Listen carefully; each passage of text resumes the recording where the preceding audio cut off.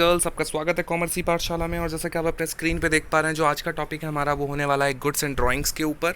तो गुड्स किसे कहते हैं और ड्राइंग किसे कहते हैं, ये मैं बात करूंगा। इसके पहले मैंने ऑलरेडी बहुत सारे वीडियोस बना दिए हैं की टर्म्स के ऊपर, जो कि आपके सीबीएसई क्लास 11 में जो स्टडी कर रहे हैं, सबसे पहला जो चैप्टर है आपका अकाउंट्स का, उससे रिलेटेड है। और इसके अलावा मैं और भी बहुत सारी वीडियोस बनाने वाला हूँ आने वाले समय में।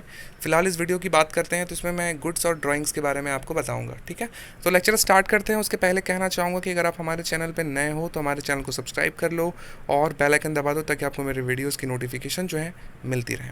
अगर आपको ये सारे वीडियोज़ अगर आपको क्रोनोलॉजिकल ऑर्डर में चाहिए, मतलब 1 बाय 1 अगर आपको चाहिए, शुरू से अगर अंत तक चाहिए आपको, तो फिर आपको हमारे चैनल के प्लेलिस्ट वाला ऑप्शन में जाना होगा, जो कि मैं आपको कोशिश करूंगा कि इस वीडियो के डिस्क्रिप्शन में प्रोवाइड करा दूं, ताकि आप वहां जा कर के जो है सारे वीडियोस को 1 बाय 1 वॉच कर पाओ और एग्ज़ाम आप अच्छे तरीके से दे पाओ।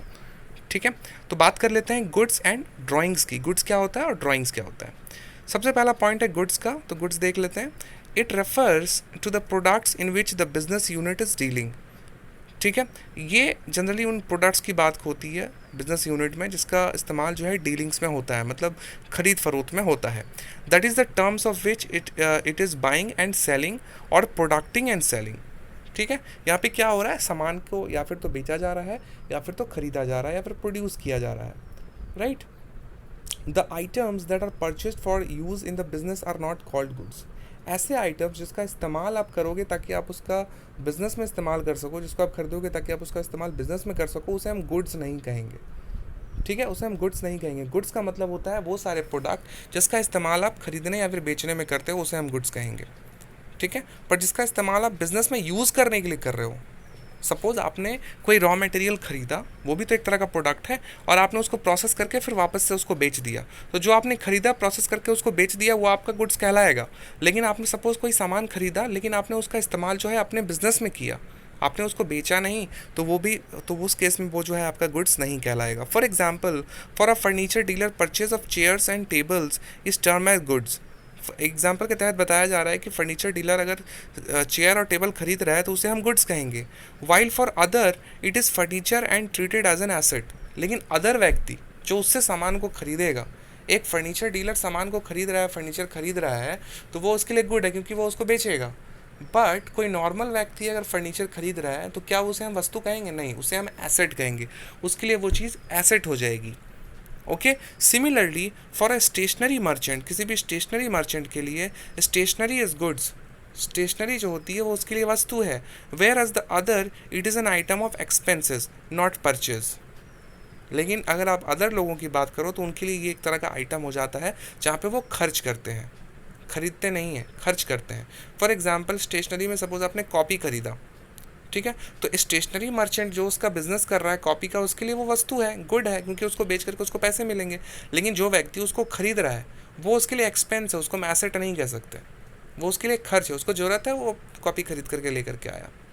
परचेज उसको नहीं कहेंगे, क्योंकि परचेज गुड्स का किया जाता है, लेकिन उसके लिए वो गुड्स नहीं है। जो व्यक्ति उसे खरीद रहा है उसके लिए वो गुड्स नहीं है, उसके लिए वो एक्सपेंस है।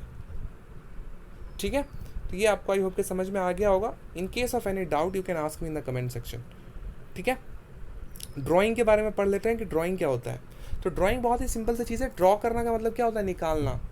ड्रॉ का मतलब वो चित्र बनाना भी होता है, आप कह सकते हो, लेकिन ड्राइंग यहाँ पे मतलब ड्रॉ का मतलब है निकालना। जैसे ड्रॉवर होता है ना, हम चीज़ों को निकालते हैं बाहर, तो ड्राइंग का मतलब होता है पैसों को बाहर निकालना, पैसों को बिजनेस के बाहर निकालना, तो उसे हम कहेंगे ड्राइंग।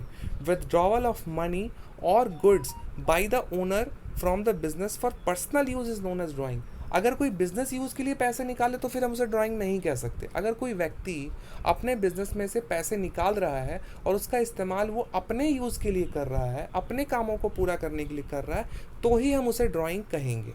ये आपको समझना होगा। Drawing reduces the investment of the owner.